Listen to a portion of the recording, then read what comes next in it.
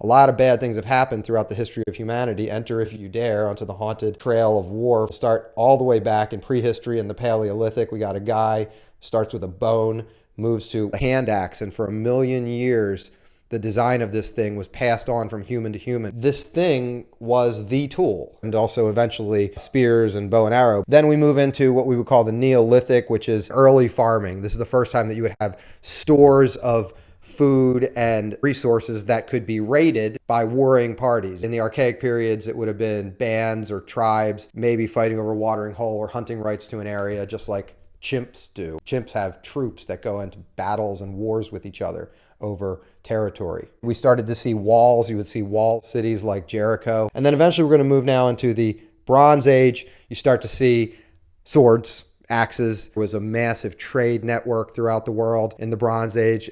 Empires started to emerge, like the Hittite Empire out of Anatolia. In the Bronze Age, it progressed up until this one group of people, unknown who they were, called the Sea People, basically raided everybody and destroyed everything. And there was no more trade network after that. And the only empire that really continued to exist at that point was the Egyptians, and in a different form, and they were even battered very badly by the Sea People. We move to the Iron Age, which is then until now. As you can see in this diagram, we start with iron swords, eventually get into cannons, monster cannonballs to knock down huge walls. And so we started to see range extending beyond the thrown spear or the atlatl, which is a lever for throwing spears, or even the compound bow. The sling had quite a bit of range and was quite an early standoff weapon. But now we get into giant cannons. We get into eventually armaments like artillery and missiles and so forth. And then we move into the nuclear age and all that entails. In the future, these are two potential theoretical speculative futures that are the visions of two authors that I find compelling. First one is a speculative evolutionary book that goes, I think, 1 billion years into the future and talks about human evolution. It's called All Tomorrows by, I think, C.M. Kosonen. The next is Dune, Frank Herbert's seminal work, which represents the golden path. So in summary, let's not have